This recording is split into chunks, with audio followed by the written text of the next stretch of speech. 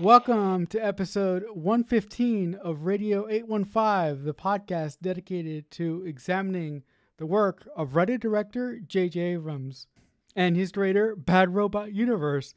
I'm your host for this week. My name is Marcelo Inestroza, joined as always by my fellow co-host Matt Crandall, and on today's episode, we'll be discussing Fringe Season 4, episodes 4 through 5. The first episode up in that batch is an episode entitled Subject 9. So, Matt, I have a question for you. Do you see a aberration in your room when you wake up? Sometimes, just like Dana Barrett and Ghostbusters, there's weird stuff afoot in the rooms. And in this one, Olivia is kind of being haunted, and this apparition is appearing, and this strange force is happening. And I love as she talks to Walter and Astrid, and they're checking out her place to try and figure out what this apparition could be. As we are watching it, we are hoping that this apparition better fucking be Peter Bishop, or I'm going to be really pissed off. But that's not where we're headed right at first. We start with them looking into this disturbance, and Walter says, you know what, this is similar to one of the Cortexiphan kids that I used to work with back in the day. And what we find out is that in the new remixed timeline, as you like to call it, the Cortexiphan trials did happen, but they ended when young Olive ran away because Peter Bishop wasn't there to bring her back, as we had seen in previous seasons. So after Olive ran away, they had to shut down the trials.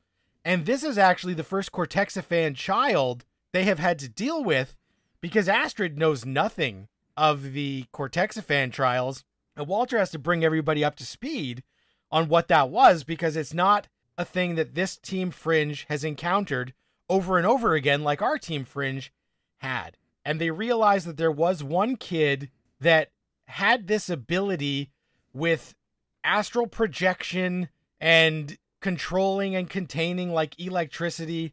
So Marcelo, what are you thinking of the remix timeline explanation of the Cortexiphan trials and how they went different from what we had presumed to know? I really like that because, you know, it shows us that in this remix timeline, Olive was able to escape the Cortexiphan trials. It also showed us that still everyone except Olive, for one reason or another, wasn't able to sort of get over their trauma and live a life successfully. I mean, the individual that they go down and hunt before they really come to a conclusion as to what this aberration can do, basically goes on a date with a girl, says something stupid, turns red, and physically pulls the gold fillings out of the girl's mouth. So we still see that individuals that were part of the Cortexiphan trials in our universe or the remix universe still suffer, and it's nice to see, as fucked up as it is, it's nice to see that the one that kind of got out of it unscathed is Olive. With that being said, I do feel that if the writers of Fringe sort of rework this episode and put it together with the next episode that we're going to talk about as a 2-hour sort of block, I think it would have worked much better. But I liked it for the most part. And we do find out now in the reset timeline, Massive Dynamic is still around. Obviously, Walter doesn't own it in this one, but it is still there. And when they are trying to track down Subject 9, who is the only way that Walter remembers this kid, they go to Massive Dynamic to see Nina Sharp. And in this moment, we find out that Olivia Dunham and Nina Sharp in this universe now have a much deeper connection than they did in our old timeline. So it is mentioned multiple times that they have some sort of connection and they know each other because Nina makes reference to when Olivia was growing up and she went on a date and all this stuff. So we're like, huh, in our version that we had been familiar with for the past 3 years, they met a couple of months ago. And in this, Nina has intimate knowledge of Olivia's life, which is interesting for us to wonder why that is and how that is. And the other interesting thing we find out after this meeting with Nina and Olivia, Olivia goes back to the lab to Walter. And she says, I got the information on this kid, Cameron. We're going to have to go track him down. Walter does some snooping and finds a letter in Olivia's bag that is a referral that basically is asking whether Walter should be recommitted to St. Clair's. And in this moment, he says, I'm going to come with you. She's like, you're going to come with me? You haven't left the lab in 3 years. He hasn't even stepped outside. What are you thinking, Marcelo, as Walter, we learn, is so scared of going back to St. Clair's, and his fate, he feels, is in Olivia's hands, that he literally hasn't been outside in 3 years, and now he's going to go on a road trip, which does go bad at a hotel room real quick.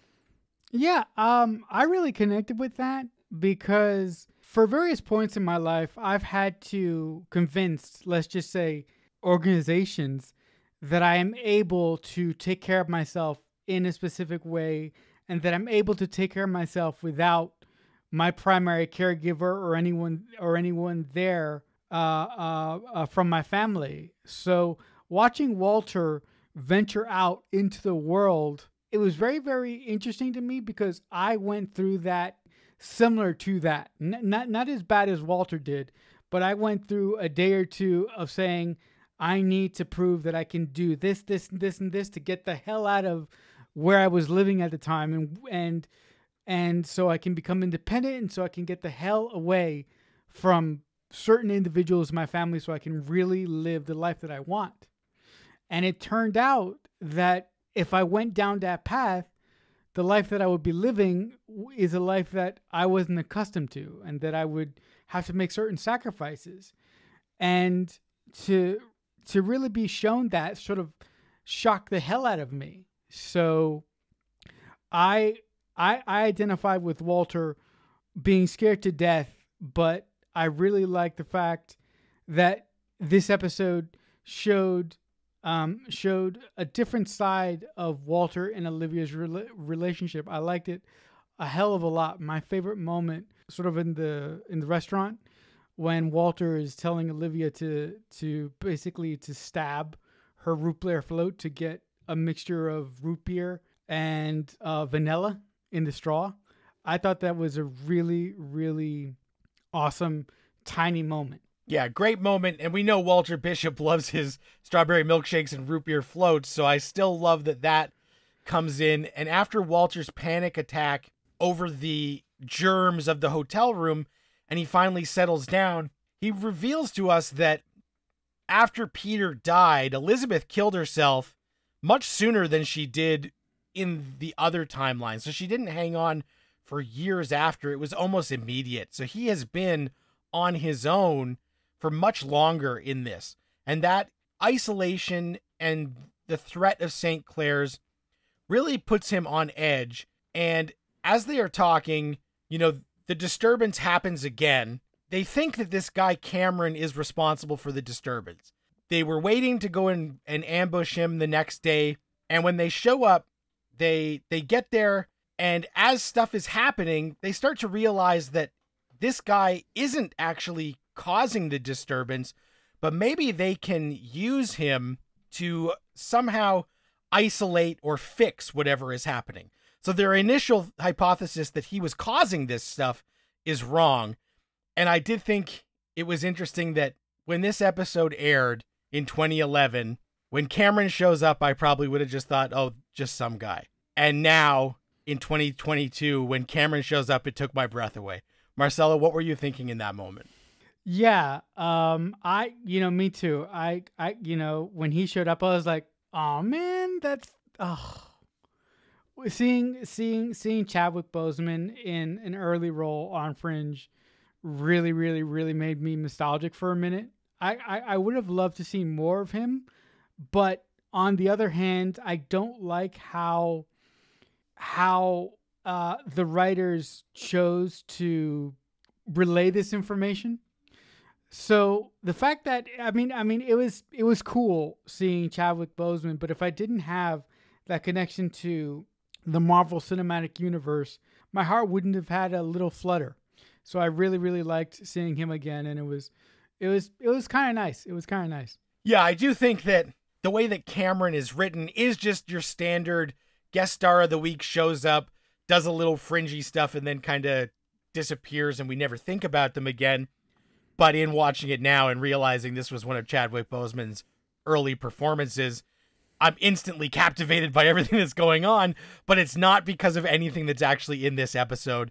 It's because of the weighty baggage of a career that would happen after this and a life cut way too short, that it really reframes and makes you pay attention to these scenes that the writing and the episode actually don't demand, but the fact that Chadwick was such a presence in a limited thing is really nice to see. He is able to sort of isolate this disturbance, and as everything is going crazy and he is trying to calm everything down, the apparition becomes a much more human-like figure and stares Olivia in the face, and clearly in this moment we can tell this is actually Peter Bishop. So this is what we were hoping it was. It is somehow Peter in the ether trying to come through, and Cameron does the damn thing and the energy disappears, and we're like, oh no, what happened? Where did it go? And they're like, what was that? And Olivia says, it was a man. She's like, that was a person. I don't know what's happening here.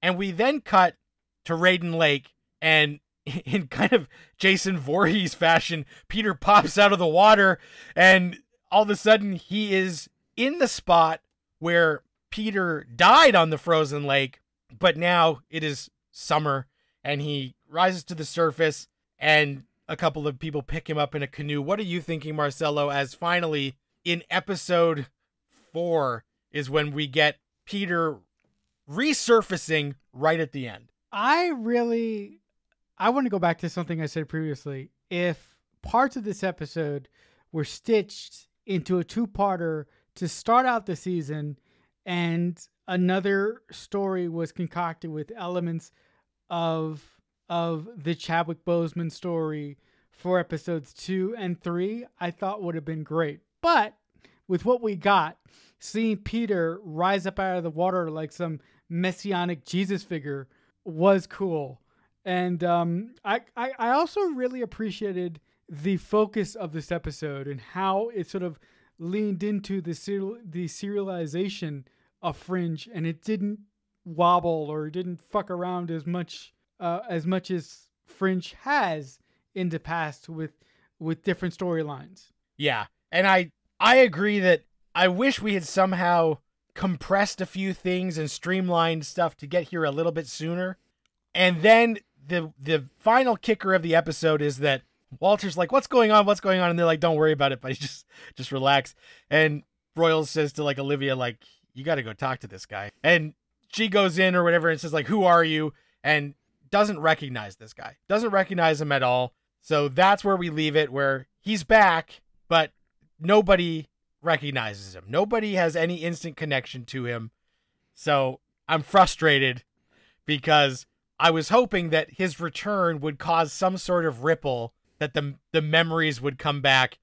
And as you know, my main hang-up is if the whole history of those first 3 seasons is gone, I get really frustrated.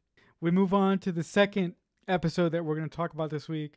The episode is entitled Novations. So, Matt, who exactly are you again? And how do I know you? So frustrating. So frustrating. Finally, Joshua Jackson is back, and everybody has to pretend that they have never seen him before. And he starts to realize, like, something is up. Shit has gone bad. I thought I was just fixing everything, and now no one remembers me? What is this? This is not what I signed up for. And so he says, after he has this encounter where he realizes that the love of his life has no clue who he is, that he will only talk to Walter because he wants to sort this out. And if anyone can fix it, it's gotta be Walter. So him and Walter do have like a sit down, and Walter's like, I don't know who you are. And he's like, well, I'm your son. all this stuff happened. You have to help me fix this. And Walter is not as receptive to this information as I wish he would be. He never flat out says, like, I don't believe you or you're lying, but he's just saying he keeps saying stuff like, that's not my experience. And I'm like, Jesus Christ, you're triggering me here right now, Walter. Are you glad that Peter is back, but is now a prisoner and no one believes that he is who he says he is? I am glad that Peter is back, but all throughout the second episode, I'm like, how the fuck are they going to fix this? And how are they going to make it make sense in a science fiction prism? Because how the fuck is this going to happen? Is it going to happen that, you know, eventually Peter is going to do something and then touch Olivia, and then somehow the memories that our Peter has are going to go flowing back into her brain? Or is our Fringe team eventually going to be comfortable enough with Peter to believe everything he's saying? So I don't know exactly how the Fringe writers are going to justify this, or how they're going to sort of write themselves out of the corner when it comes to this conundrum that they have now. Yeah, it's a pretty big conundrum. And what they do for now is this is mostly an episode of the week story that has underlying ramifications for the entire season, with bookends of the Peter Bishop stuff and a few sprinkled throughout. But most of it is about the shapeshifters. The new school shapeshifters that we are learning are after something, and what they are after is a scientist who did work for Massive Dynamic. He was working on a thing that was going to make it so that these shapeshifters could basically be supercharged and be able to shapeshift into anyone at any time. And if this guy finishes his research, the shapeshifters will be like unstoppable. We won't be able to track them down. Their DNA will match DNA perfectly. They will be able to be undetectable. And as they are investigating this is where we visit Massive Dynamic again, and we find out one of the things that I thought was the stupidest, and it's literally just one line that made no sense, is Olivia says, hey, do you remember this trial? Can you look it up? And Nina Sharp's like, I don't remember anything about this. And they're like, well, this doctor ran it. Do you remember that doctor? She's like, never heard of him. Then she types it into the computer and she goes, oh yeah, this. I remember this guy, and this happened on this day, and this happened, and this happened, and this happened. I'm like, why did she deny remembering the scientist when the second they brought up the file, she had all this recollection of shit that wasn't in the file? When all she needed to say was, I do vaguely remember that guy used to work here. Let me bring up the file. But she's like, no idea who you're talking about. But then she had an encyclopedia's worth of information about this experiment. The head of Massive Dynamic denying that she has no knowledge of people that used to work there is fucking ridiculous. It is so goddamn dumb and ridiculous that the head of Massive Dynamic wouldn't be able to help the Fringe division, regardless of what universe we're in, whether it's a remix or not. That was just dumb and stupid. The change in dynamics when it comes to Olivia and Nina's relationship, I really, really like that, because it gives a different layer to how Olive was raised. She didn't have, or maybe she did have the abusive father, but after she ran away from the Cortexiphan trials, she was given a reprieve and she was shuttled off to a safe haven, so to speak. So in a way, you might think I'm crazy. In a way, this remixed Olivia is sort of like alt Olivia to a point.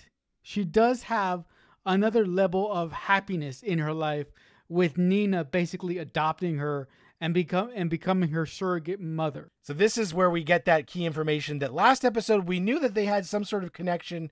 We weren't sure what it was. This one we find out she's like a adopted mother. Marcelo, what are you thinking when this big familial connection is unleashed? Yeah, I really like that, because I think that brings another interesting dynamic between Olivia and Nina that we previously wouldn't have had. So I really like the fact that after Olivia ran away from the Cortexiphan trials, she had a somebody physically caught her, and she was able to find some semblance of happiness in her life in the form of having a surrogate mother through Nina Sharp. The other thing that really pissed me off about this episode, when Nina Sharp first shows up, she's like doing this big speech in front of some bigwigs at Massive Dynamics, some investors or something. And she says the most ignorant thing I've ever heard. She says, we're Massive Dynamic, but we are not responsible for what our product does to individuals once it leaves our safeful hands, so to speak. And I'm like, you ignorant lady, that is the most short-sighted, disrespectful thing for you to say as a member of a CEO of a big corporation. That is dumb and it's so stupid. It is the thing where big corporations love to try and pass the buck and not take any responsibility. And it is kind of frustrating in those moments to see that. I do think this is a pretty big episode for Nina overall, because we find out that she was the adopted caregiver of Olivia Dunham, but also with Peter coming back, and we do find out there's a big scene with her and Walter where, Walter says, seeing this guy who claims to be my son brought up so much stuff that I couldn't let Peter die and I couldn't stand by, and you, Nina, begged me to stop and I couldn't, and I've hated you for 25 years because if you hadn't been there and kind of worked alongside me, I wouldn't have broken this veil and all this shit. And he's trying to put some of the blame on Nina, and we find out that they have had this weird relationship this whole time. And that starts to make us wonder more of what's going on there. But also, Nina says, like, I can't explain where this guy came from, but maybe you've just been given a second chance. And yes, you spent all this time hating me. And yes, all of this stuff happened because of us working together. But this second chance might be an opportunity, and maybe you should seize it rather than seize the hate of it.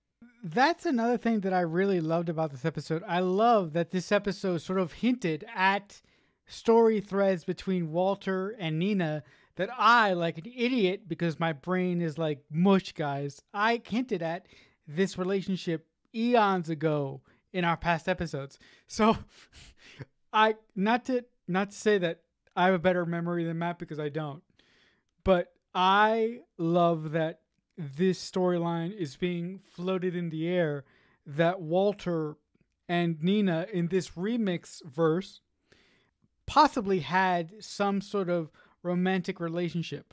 And also, I really like that this version of Nina was able to hold Walter back and sort of be the voice of reason to Walter in a way that our version of Nina wasn't when Walter first left our universe and went into the other one to go get another version of Peter because he couldn't cope with the loss of his son. Yeah. And as he's grappling with all this stuff, we are on a race against the clock to try and track down the scientist before he does this shit for the shapeshifters. We get there too late. They think that they kill the shapeshifter after the cure has been synthesized, but then we find out that no, this shapeshifter, Nadine, got away, and she does have the cure information now. So if she's able to somehow relay this to the other side, these shapeshifters can be the super soldiers that we don't want them to be. And so we do see a typewriter come out. Typewriter is back, sending a message to the other side. Says, got the cure. What's up? And it's like, hang tight. We're sending the army. So it's like, oh shit, this stuff's going down again, and we're going to have to deal with it. But there is one final moment where Walter visits Peter again, and Peter's like, yeah, I've been working on theories of stuff.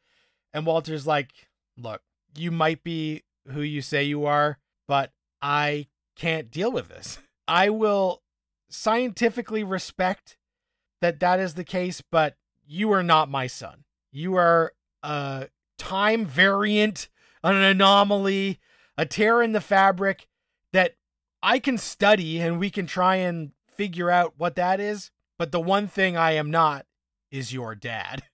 And that was really heartbreaking.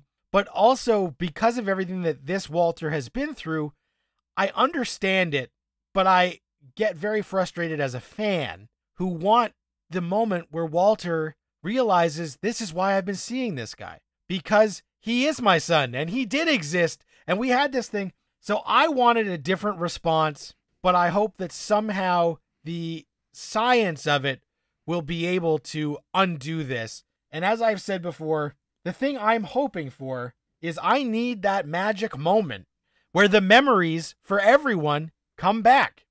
And if that magic moment doesn't happen, and this is square one of this Peter and this Walter and this Peter and this Olivia, I'm fucking mad as hell and not going to take it anymore. Again, I said it earlier. I'll say it again. I don't know how the writers are going to work their way out of this writer's conundrum.